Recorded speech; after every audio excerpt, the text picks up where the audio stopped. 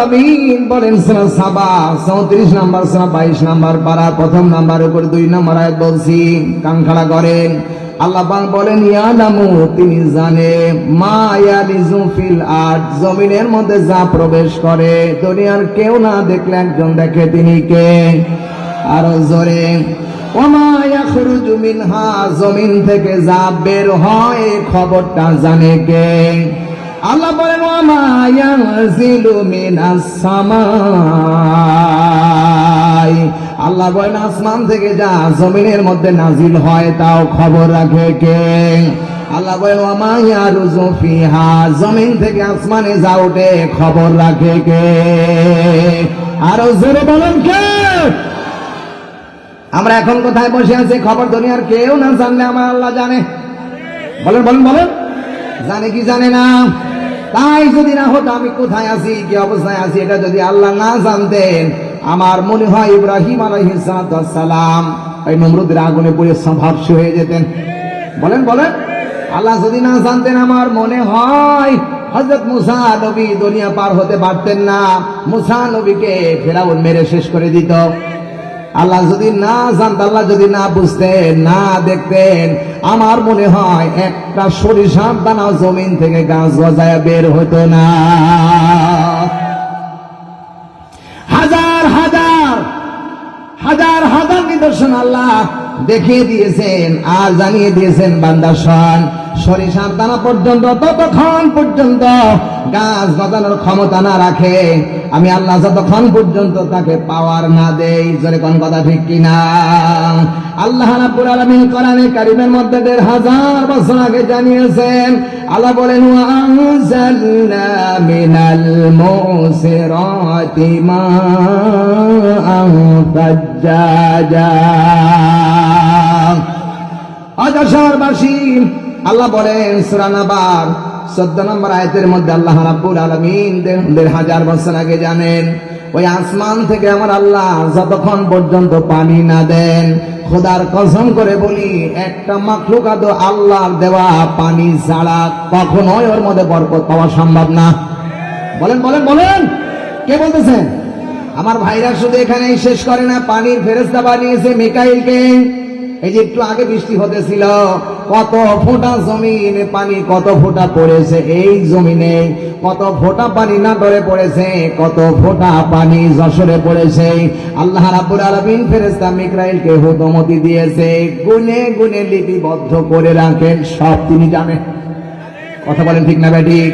সুতরাং কোরআনে কারীম জানিয়েছে, আমি আল্লাহ ডাইরেক্ট বলতেছি আসমান থেকে যত ফোঁটা পানি পড়ে তাও আমি জানি, কত ফোঁটা পানি জমিনের থেকে উঠে যায় তাও আমি জানি। আমি যদি পানি গর্তের মধ্যে নামায় আনে কে আছে পানি দিতে পারে? রাব্বুল আলামিন বলেন কুল আরাআইতুম ইন আসবাহা মাউকুম গাওরান ফামান ইয়াতিকুম বিমাইম মাঈন। আল্লাহ রাব্বুল আলামিন ডাকতে বলছেন সূরা মুলুকের ভিতরে 30 নম্বর আয়াতের মধ্যে আল্লাহ বলেন, হে নবী আপনি বলেন যদি কোন মানুষ আল্লাহর বান্দার কাছে বুঝায় দেবার জন্য আল্লাহ ডাক দিয়ে বলেন, আল্লাহ যদি কোন মানুষকে, সুতরাং কোন দুনিয়ার যদি কোন পানিকে মাটির গর্তের ভিতরে নিয়ে যায় আর ওখান থেকে কি আছে পানি উৎপন্ন করে দিবে, দুনিয়ার কোন ব্যক্তি নেই যে পানি উৎপন্ন করে দিতে পারে। কথা বলেন ঠিক কিনা? পানি দেওয়ার মালিককে আরো জোরে বলেন। সুতরাং কোরআনে কারীম জানিয়েছে বান্দা তুমি যেখানে আছো সেখানে আমার আল্লাহ খবর রাখেন। জোরে বলেন ঠিক কিনা? এখানেই শেষ করে আল্লাহ তাআলা বলেছেন ওয়া হুয়া মাআকুম আইনা মা কুনতুম আল্লাহু বিমা তা'মালুনা বাসীর। আল্লাহু আকবার। রাব্বুল আলামিন ডাকতে বলছে বান্দা তুমি যেখানে আছো সেখানে আমি আছি। কথা কয় না? আমি যেখানে আল্লাহ, আমি যেখানে আল্লাহ ওইখানে। এই বিশ্বাস যদি আমার আপনার হৃদয়ের মধ্যে থাকতো, আমার মনে হয় এত জেনা বাংলাদেশে হতো না।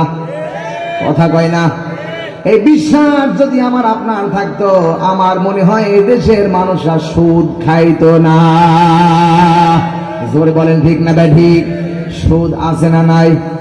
আরো জোরে। সুদ আছে মানে কি? সুদ খাওয়া হালাল না হারাম? আরো জোরে। এখন বলেন তো, কার কার পরিবারের মধ্যে সুদ আছে দেখি হাত তোলেন। কেউ নেই, সামাল্লার অলি বসে আছে। আমার জানা মতে আমি সহ এখানে মনে হয় সুদ ছাড়া কেউ নেই। আমি সহ মনে হয় সুদখোর। কেন জানেন? বলবো। আমাদের দেশে গ্রামীণ ব্যাংক আশা দিশা ঠেঙ্গা মারা আছে না নাই? জোরে কয় না আছে না নাই? সোনার ভাইরা সবাই প্রত্যেকটি প্রায় পরিবারের মধ্যে হয়তো বা 95% মানুষ সুদের সাথে আজকে জড়িত। আমি হুজুরও বাকি নেই, কারণ আমি যখন বাংলাদেশের বিভিন্ন প্রান্তরে দাওয়াতের জন্য কোরআনের কথা বলার জন্য যাই, এমন বাড়িতে আমারে খাবার দেওয়ার ব্যবস্থা করেছে ওই এলাকার পাক্কা সুদখোর। কথা কয় না ঠিক কিনা? আমি যাবার পরে একবারও বলিনি ভাই কোথা থেকে খাবার দিলেন, কি খাবার, হালাল না হারাম। আমি ঢপ ভরে খেলাম। যতক্ষণ পর্যন্ত না বলেছি ততক্ষণ পর্যন্ত আমি ওই দলের কর্মসূচি পালন করেছি। কথা কয় না? এটার নাম সুদখোর। কোরআনে কারীম আল্লাহ রাব্বুল আলামিন 1000 বছর আগে জানিয়েছেন। আল্লাহ পাক বলেছেন, ইয়া আইয়ুহাল্লাযীনা আমানু লা তাকুলুর রিবা আদআফাম মুদাআফা। আল্লাহ রাব্বুল আলামিন ডাক দিয়ে বলেন, হে ঈমানদারেরা, আদর করে আল্লাহ ডাক দিয়েছে, হে ঈমানদারেরা, হে বিশ্বাসীরা, তোমরা খবরদার সুদ খেও না চক্রবৃদ্ধি আকারে। আত্তাকুল্লাহ, আল্লাহকে ভয় করো, লাআল্লাকুম তুফলিহুন, যাতে করে তোমরা এই দুনিয়াতে সফল কাম হতে পারো। যেরকম আল্লাহু আকবার। আমার ভাইরা, সুদ খেতে নিষেধ করলেন কে? আরো জোরে। মসজিদের ইমাম সাহেব যদি সুদ খাওয়ার পিছনে নামাজ হবে? আজ বাংলাদেশের মুসল্লিরা শুধু দেখে ইমাম সাহেবের চরিত্র ভালো কিনা, ইমাম সাহেবের বউ পর্দা রাখে কিনা, ইমাম সাহেব ঠিক মতো চলে কিনা, কিন্তু মুসল্লিদের খবর নাই। মুসল্লি হাজার হাজার অপকর্ম করে, মুসল্লির কোনো দোষ নেই, শুধু ইমাম সাহেবের দোষ। বলেন বলেন। আল্লাহর কসম করে বলি, কোরআন শপথ করে বলেছি, আল্লাহ যেটা হারাম বানিয়ে দিয়েছে সেটা ইমাম সাহেবের জন্য হারাম, যেটা মুসল্লিদের জন্য হারাম। যেটা আল্লাহ জায়েজ করে দিয়েছে ওইটা ইমামদের জন্য জায়েজ, বৈধ, যেটা ওইটা মুসল্লিদের জন্য বৈধ। সুতরাং ইমাম হোক আর মুক্তাদি হোক, যেই অন্যায় করবে সমান সমান সমান সমান অপরাধী। বলেন ঠিক কিনা?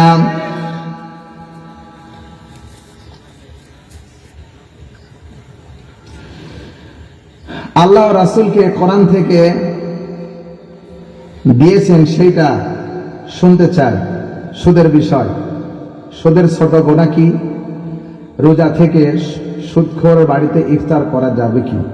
সুদখোর যদি আজান দেয় তাহলে আজান হবে কিনা? প্রিয় ভাই সাহেব, নাম্বার 1, আমি এক কথাই জবাব দিয়েছি। আল্লাহ যেটা অবৈধ করেছেন সেটা ইমাম সাহেবের জন্য অবৈধ, মুক্তাদির জন্য অবৈধ। আল্লাহ যেটা বৈধ করেছেন এটা মুক্তাদির জন্য বৈধ, ইমাম সাহেবের জন্য বৈধ। সুদ ইমাম সাহেব খেলে, খোদার কসম করে বলি, হাদিস শরীফের মধ্যে এসেছেন, নবীজি বলেছেন, ডাইরেক্ট বলেছেন, আর বাস্তবতা বলতেছি, প্রমাণ সহ বলতেছি। আল্লাহ নবীজি ডাক দিয়ে বলেন, আল্লাহ নবী হাদিস শরীফের মধ্যে বলেছেন, লা ইয়াদখুলুল জান্নাতা লাহমুন নাবাতা মিনাস সুহতি। বিশ্বনবী বলেন, যার গোশতটা হারামের টাকা দিয়ে তৈরি করা, ও কোনদিনই আল্লাহর জান্নাতে যাবে না, কোনদিনই আল্লাহর জান্নাতে যাবে না। লা, হাদিস শরীফের মধ্যে ভাষা এসেছে লা ইয়াদখুলুল জান্নাতা, আল্লাহ লা দিয়েছে আগে, কখনোই যাবে না, জান্নাতে যাবে না। এখানেই শেষ নয়, হাদিসের মধ্যে আরো বলেছেন, হযরত আবু বকর সিদ্দিক রাদিয়াল্লাহু তাআলা আনহু হাদিস থেকে বর্ণনা করেছেন, ক্বালা লা ইয়াদখুলুল জান্নাতা জাসাদুন গুদিয়া বিল হারাম, যেই বংশস্থ এবং রক্ত হাড্ডি যেগুলো সুদ দিয়ে গঠন করা হয়, অবৈধ দিয়ে গঠন করা হয়, সেটা কোনোদিনই আল্লাহর জান্নাতে প্রবেশ করবে না। জোরে বলেন ঠিক কিনা? সুতরাং আমার উদারত আহ্বান জানাতে চাই, সুদ ছেড়ে দেওয়া লাগবে, ব্যবসা হালাল, এটাকে গ্রহণ করা লাগবে। আজ আমরা যারা এসেছি, আল্লাহ বলেছেন ইয়া আইয়ুহাল্লাযীনা আমানু লা তুহাররিমু তাইয়্যিবাত, আল্লাহ বলেছেন তোমরা যেটা আল্লাহ হালাল করেছে সেটা হারাম করো না। আল্লাহ পাক বলেন যদি তোমরা ঈমানদার হও, যেটা আল্লাহ হালাল করেছেন এটা হালাল করে নাও, যেটা হারাম করেছেন এটা হারাম জানো। নবীজি এর পরেও বলেন, কোরআনে কারীম দিয়ে আল্লাহ ডাক দিয়ে বলেন কুলু মিম্মা রাযাকাকুমুল্লাহু হালালান তাইয়্যিবা। হে ঈমানদার, আল্লাহ তাআলা বলেন কুলু, তোমরা ভক্ষণ করো, রাযাকাকুমুল্লাহু হালালান তাইয়্যিবা, আল্লাহ যে রিজিক দিয়েছে ওখান থেকে হালাল এবং পবিত্র। কথা কয় না রে, কথা কয় না। হালাল এবং পবিত্র এটা যদি কেউ না খায়, আল্লাহর কসম করে বলি, যদি কেউ ইমাম সাহেব না যেই মসজিদে সিজদা দেবে, কারো ইবাদত আল্লাহর দরবারে কবুল হবে না। বিশ্বনবী ডাকতে বলে, কোন মানুষ যদি 10টা টাকা দিয়ে একটা কাপড় কিনে আর ওর মধ্যে 1টা টাকা যদি হারামের টাকা থাকে, ওই কাপড় দিয়ে যতদিন পর্যন্ত আল্লাহকে সিজদা দিবে, একটা সিজদা আল্লাহর দরবারে কবুল হবে না। এখন বিচার করছেন আপনি ভাইরা আমার, আজান দিতে পারবে কিনা মসজিদের ইমামতি যারা করবে তারা হবে ন্যায় পরায়ণ? কথা বলেন ঠিক কিনা? যারা আজান দেবে তারাও হবে ন্যায় পরায়ণ। তবে হ্যাঁ, ইমাম সাহেব আর মুসল্লির মধ্যে পার্থক্য হলো রাত আর দিন, যেমন তেমন, ঠিক কিনা? কারণ ইমাম সাহেব হচ্ছে মসজিদের নেতা, ইমাম সাহেবের চরিত্র যদি ভালো না থাকে, মুসল্লির চরিত্র কেমনে ভালো হবে বলেন?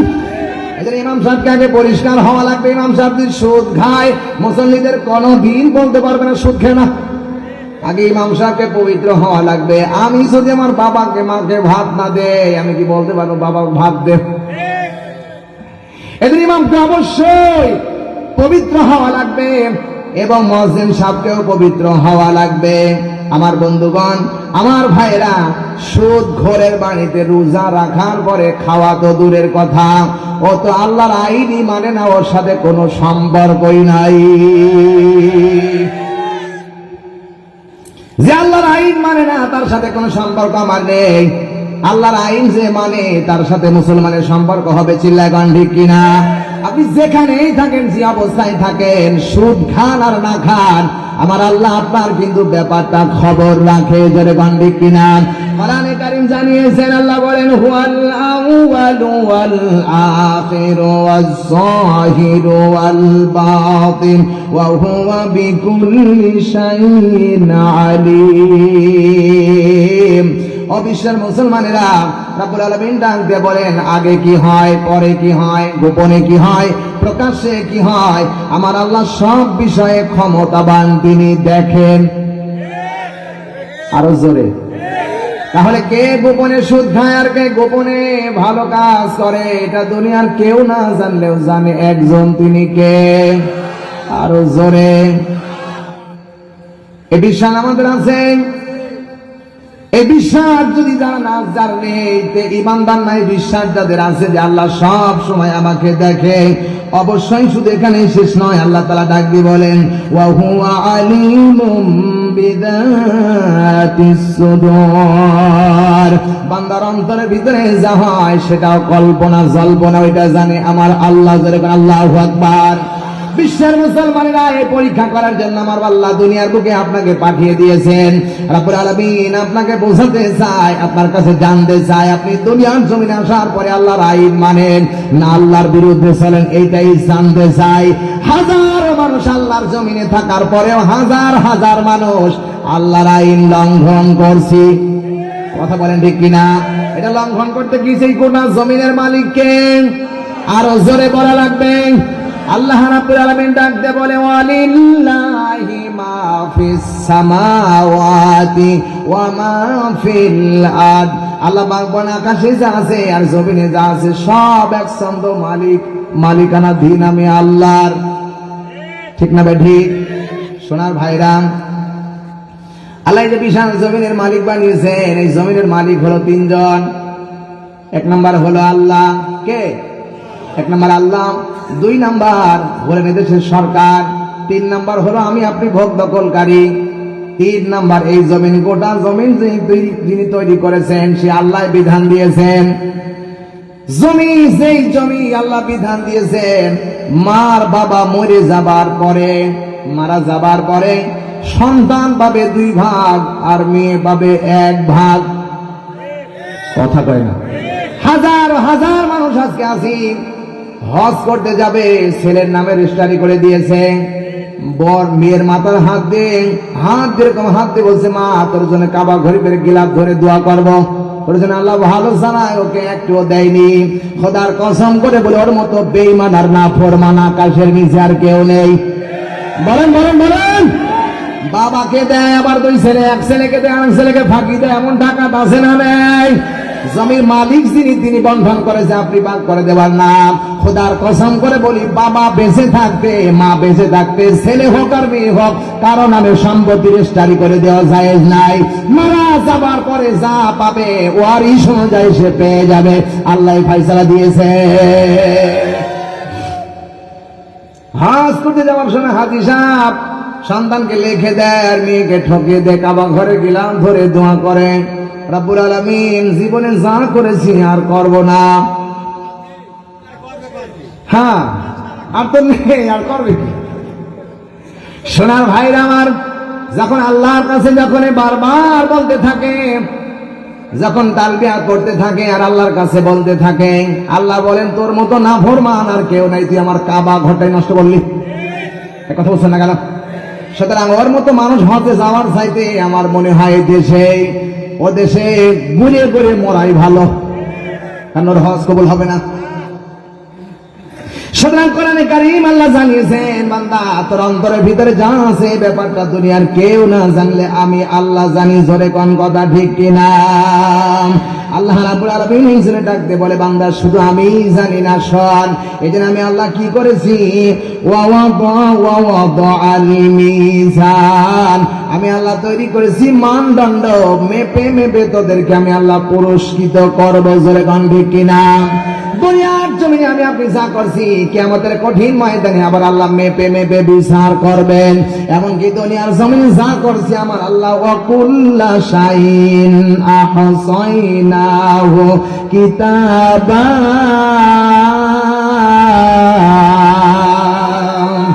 রব্বুল আলামিন 1000 বছর আগে জানিয়েছে, বান্দা যা তুমি করো আমি আল্লাহ গুনে গুনে লিপিবদ্ধ করেছি। জোরে বলেন, গুনে গুনে লিপিবদ্ধ করে রেখেছি। শুধু এখানেই শেষ করেনি, আল্লাহ বলেন প্রত্যেকটি মানুষকে পাহারা দেওয়ার জন্য আল্লাহ 5 জন ফেরেশতা নির্মাণ করে দিয়েছেন। কয়জন? আল্লাহ বলেন 1 হলেন পানির ফেরেশতা, 2 হলো খাদ্যের ফেরেশতা, 3 হলো বাতাসের ফেরেশতা, 2 নাম্বার 3 4 নাম্বার কেরামান, 5 নাম্বার কাতিবিন। এই 5 জন ফেরেশতা আমার আল্লাহ সব সময় বান্দার নিকটে রেখেছে। আমি আপনি যা করছি দুনিয়ার কেউ না জানলে ওই ফেরেশতারা লিপিবদ্ধ করে। ওয়া ইন্না আলাইকুম লাহাফিজিন কিরামান কাতিবিন ইয়ালামুনা মা তাফআলুন। যশোরবাসী বিবেক দিয়ে কান খাড়া করে শোনা লাগবে। রব্বুল আলামিন ডাকতে বলতেছে, বান্দা আমি তোকে পাহারাদার নিযুক্ত করে রেখেছি। যে পাহারাদার ফেরেশতা এই ডান কাঁধে একজন আর বাম কাঁধে একজন। মানুষ যদি পানির নিচে 7 তবক পানির নিচেও যদি কোনো অপকর্ম করে, সেটাও আমার ফেরেশতারা গুনে গুনে খুঁটে খুঁটে লিপিবদ্ধ করে। জোরে বলেন কথা ঠিক কিনা? আমার আপনার নেকি বদি আল্লাহ ওজন করবে কিয়ামতের কঠিন ময়দানে। 1500 বছর আগে আল্লাহ জানিয়েছে, বান্দা একটু ভালো করে শুনে রাখো। ফাআম্মা মান তাকুলাত মাওয়াজিনুহু ফাহুয়া ফি ঈশাতির রাদিয়া ওয়া আম্মা মান খাফফাত মাওয়াজিনুহু ফাউম্মুহু হাওিয়া ওয়া মা আদরাকা মা হিয়া নারুন হামিয়া। জোরে বলেন কথাটা কার? আরো জোরে বলেন। আল্লাহ রাব্বুল আলামিন বলেন, যশোরবাসী একটু কান খাড়া করে বিবেক দিয়ে শোনা লাগবে। বার আল্লাহ বলেন, আমি মিজান এমনি বানাই নাই, মিজানটা বানিয়েছে এই জন্য কিয়ামতের এই কঠিন ময়দানে যেন বান্দাকে আমি পরিষ্কার ভাবে মেপে মেপে তার রেজাল্ট অনুযায়ী তার পুরস্কার দিতে পারি। জোরে বলেন, কিয়ামতের ময়দানে আপনি যা করছেন আল্লাহ এটা নেকি বদি ওজন করবে। কঠিন ওই ময়দানে যার নেকের পাল্লা ভারী হয়ে যাবে সে আনন্দের সাথে জান্নাতের দিকে রওনা করবে, আর যার নেকের পাল্লা হালকা হয়ে যাবে সে হাবিয়ায় প্রবেশ করবে। জোরে বলেন ঠিক কিনা? ও যশোরবাসী, এখন হাবিয়া কাকে বলে একটু চিন্তা ফিকির করেন। বিশ্বনবী মুহাম্মদ রাসূলুল্লাহ মদিনার মাটিতে মসজিদ নববীর পাশে বসা, হাজার হাজার সাহাবীদেরকে নিয়ে বসা। হঠাৎ করে দেখা গেল কানের ভিতরে একটা আওয়াজ বাজতেছে, বিশাল একটা আওয়াজ। নবীজি সাহাবীদেরকে ডাকতে বলে, সাহাবীরা বলো তো দেখি কিসের আওয়াজ বাজে, তোমরা কি জানো? সাহাবীরা বলেন, ইয়া রাসূলুল্লাহ, ইয়া হাবিবাল্লাহ, আমরা জানি না। বিশ্বনবী ডাকতে বলছেন, সাহাবীরা আজ থেকে ওই যে নারুন হামিয়া, জাহান্নামের প্রজ্বলিত আগুন, ওই জাহান্নামের মধ্যে আল্লাহ 70,000 বছর আগে একটা পাথর ছেড়ে দিয়েছিল। 70,000 বছর পরে পাথরটা গড়ে গড়ে জাহান্নামের তলিতে পৌঁছে গেল। বিবেকবান মানুষ যারা বসে আছেন, তাহলে জাহান্নামের গভীরতা কত বড়। এখানে যদি 5তলা বিল্ডিং থেকে একটা তুলার বস্তা ছেড়ে দেন আর একটা পাথর ছেড়ে দেন, আমার মনে হয় তুলার বস্তাটা জমিনে আগে আসবে না পাথর আগে আসবে? কোনটা আসবে? নবীজি পাথরের কথা বললেন, আর চেক দেখে দেখে সাহাবীদেরকে বলেন, সাহাবীরা আজ থেকে 70,000 বছর আগে আল্লাহকে জাহান্নামের মধ্যে পাথর ছেড়ে দিয়েছেন। 70,000 বছর পরে ওই পাথরখানা গড়ে গড়ে জাহান্নামের তলিতে পৌঁছে গেল। আমার ভাইরা, কিয়ামতের এই কঠিন ময়দানে যদি আমার আপনার নেকির পাল্লা ওজন না হয়ে যদি হালকা হয়ে যায়, আর আল্লাহ যদি আমাকে জাহান্নামের আসামি বানিয়ে দেয়, আমার মতো 3 হাত 3.5 হাত করে জাহান্নামের মধ্যে ছেড়ে দেওয়ার সাথে সাথে একদিন নয় 2 দিন নয়, অন্তত 70,000 বছর লাগবে জাহান্নামের তলিতে পৌঁছাইতে। জোরে বলেন ঠিক কিনা? আমার ভাইরা, 70,000 বছর যখন লাগবে, আল্লাহ জাহান্নামের আগুন সম্পর্কে নবীজিকে জানিয়েছে। নবীজি বলেন পরে, আমার ভাইরাম, নবীজি বলেন 70,000 বছর লাগবে যে জাহান্নামের আগুন সম্পর্কে নবীজি বলেছেন। 1,000 বছর আগুনটাকে আল্লাহ জ্বালিয়ে লাল রং ধারণ করেছে, আবার 1,000 বছর জ্বালানোর পরে এটাকে কালো রং ধারণ করেছে, আবার 1,000 বছর পরে জ্বালানোর পরে এটাকে সবুজ রং ধারণ করেছে। ওই জাহান্নামের ভিতরে এত গভীর আগুন যে আগুন এই দুনিয়ার আগুনের চাইতে 70 ভাগ বেশি পাওয়ার। কথা বলেন ঠিক কিনা? এই আগুনের ভিতরে বিশ্বনবী বলেন, যদি কারো নেকির পাল্লা হালকা হয়ে যায়, কিয়ামতের এই কঠিন ময়দানে আল্লাহ তাকে ছেড়ে দিবে। 70,000 বছর লাগবে জাহান্নামের তলিতে পৌঁছাইতে। আমার আপনার মতো মানুষ যদি জাহান্নামে যায়, 70,000 বছর যখন লাগবে পৌঁছে, আমার আপনার অবস্থা কি হবে টের পাচ্ছেন? আল্লাহ কোরআনে কারিমের মধ্যে বলেছেন, ইন্নাল্লাযিনা কাফারু সাওফা নুসলিহিম নার ওয়া কুল্লামা নাদিজাত জুলুদুহুম বাদদালনা জুলুদান গায়রাহা।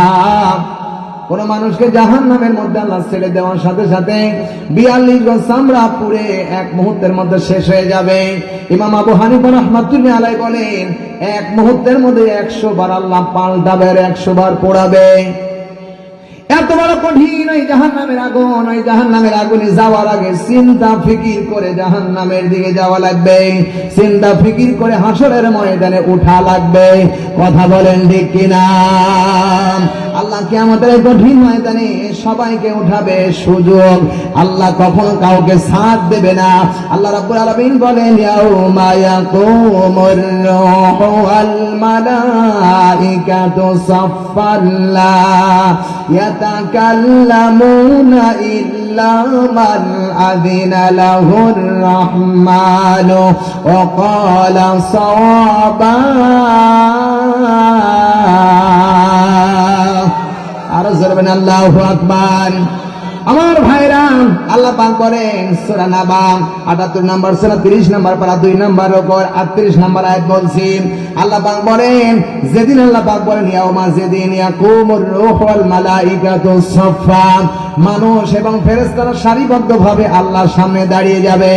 এত বড় কঠিন ময়দান আল্লাহ কায়েম করবে, যেই ময়দানে লা ইয়াতাকাল্লামুনা ইল্লা মান আযিনা লাহুর রহমানু ওয়া আরো জোরে বুঝা যায় ক্ষমতার মালিক আল্লাহ।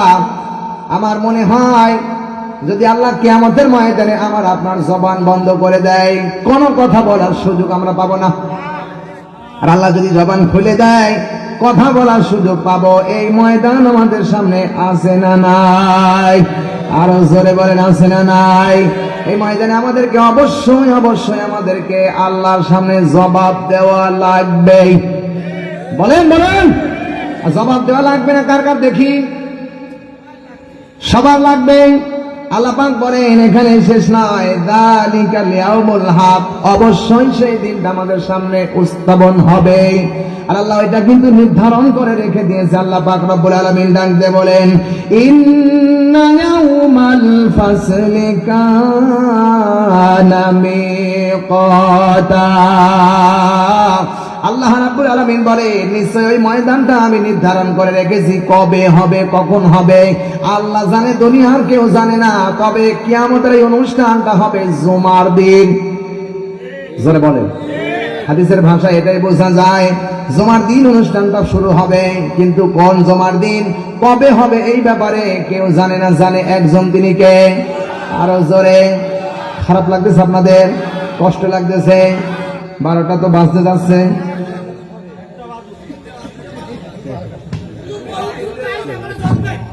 চলবে?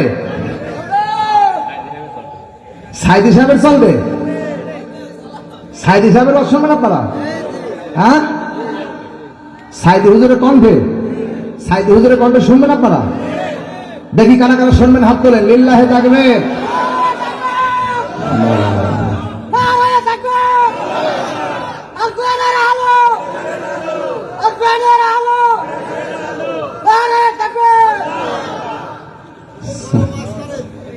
গরম ওয়াজ করতে হবে?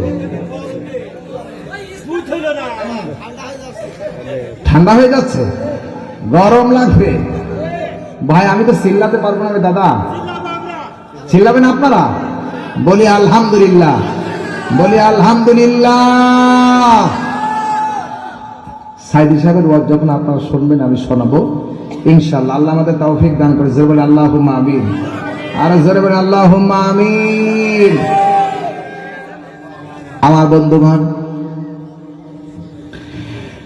রাসূল করিম সাল্লাল্লাহু আলাইহি ওয়াসাল্লাম 350 সাহাবীদেরকে নিয়ে আল্লাহ রাব্বুল আলামিনের নবী, বিশ্ব নবী মদিনার মাটি দিয়ে হেঁটে যাচ্ছেন। হঠাৎ করে দেখা গেল আসরের নামাজের সময় হয়ে গেছে। নবীজির সাহাবীরা বললেন, ইয়া রাসূলুল্লাহ, ইয়া হাবিবাল্লাহ, এই মুহূর্তে আমাদের এখন নামাজের প্রয়োজন, নামাজ পড়তে হবে। কারণ ওয়াক্ত মতো নামাজ পড়া ফরজ আইন। চিল্লায় গন্ডি কিনা? কোন মুসলমান যদি ওয়াক্ত মতো নামাজ না পড়ে আসরের নামাজ মাগরিবে পড়ে, কঠিন কালেও নামাজ হওয়ার সম্ভাবনা নাই। নবীর সাহাবীরা বললেন, ইয়া রাসূলুল্লাহ, নামাজ পড়তে হবে। নবীজি বলেছেন, ও সাহাবীরা, নামাজের জন্য প্রস্তুতি গ্রহণ করো। সাহাবীরা বললেন, ইয়া রাসূলুল্লাহ, আমাদের ওযুর প্রয়োজন, ওযু করতে হবে। আল্লাহ রাব্বুল আলামিন ওযুর ব্যাপারে কোরআন শরীফের মধ্যে তথ্য দিয়েছেন। চিল্লায় বলেন কথা ঠিক কিনা? আল্লাহ রাব্বুল আলামিন বলেন, ইয়া আইয়ুহাল্লাযীনা আমানু ইযা কুনতুম ইলাস সালাতি ফাগসিলু উজুহাকুম। আল্লাহ রাব্বুল আলামিন বলেন, ঈমানদারেরা, যখন তোমরা নামাজের জন্য ইরাদা করো তখন তোমরা কি করো? তোমাদের ওযুর প্রয়োজন হলে ওযু করো, গোসলের প্রয়োজন হলে গোসল করো। আর গোসল করতে গিয়ে ওযুর ব্যাপারে আল্লাহ 4টা ফরজ দিয়েছেন। আমার ভাইরা, ওই দিকে যাচ্ছি না। আল্লাহর নবী জনাবে মুহাম্মদ রাসূলুল্লাহ সাল্লাল্লাহু আলাইহি সাল্লাম বললেন, সাহাবীরা, ওযু করে তোমরা প্রস্তুতি গ্রহণ করো। সাহাবীরা মসজিদের কিনারায় গিয়ে দেখেন, মসজিদের কিনারায় কোনো পানির ব্যবস্থা নাই। সাহাবীরা বললেন, ইয়া রাসূলুল্লাহ, কোনো পানির ব্যবস্থা নাই। সাহাবীরা বললেন, ইয়া রাসূলুল্লাহ, কোথা থেকে ওযু করব? নবীজি বললেন, দেখো কোথাও পানি পাওয়া যায় কিনা। অনেক সময় আমাদের মসজিদের আঙ্গিনায় কারেন্ট না থাকার কারণে পানি পাওয়া সম্ভব হয় না, ঠিক কিনা বলেন? নবীজি বলেছেন, দেখো কোথাও পানির ব্যবস্থা আছে কিনা। সাহাবায়ে কেরাম রিদওয়ানুল্লাহি তাআলা আজমাইন বলেন, পানির ব্যবস্থা নাই। নবীজি বললেন, দেখো মসজিদের ভিতরে প্রবেশ করো, কোন জাগ খুঁজে পাওয়া যায় কিনা। অনেক সময় মসজিদে মেহরাবের মধ্যে ইমাম সাহেবের জন্য জাকের মধ্যে পানি রাখা হয়। আসতে বলেন না কেন, ঠিক কিনা? আল্লাহ নবীজি বলেছেন, মসজিদের ভিতরে প্রবেশ করো। সাহাবায়ে কেরামরা মসজিদের ভিতরে প্রবেশ করলেন। দেখেন ছোট্ট একটা জাগ দেখা যায়, জাকের তলায় সামান্য একটু পানি দেখা যায়।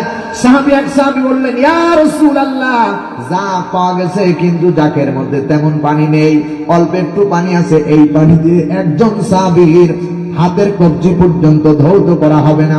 আল্লাহ নবী বলেছেন, আমার সাহাবীরা, ওই পানি দিয়ে তোমরা সবাই ওযু করতে শুরু করে দাও। একজন নয়, দুইজন না,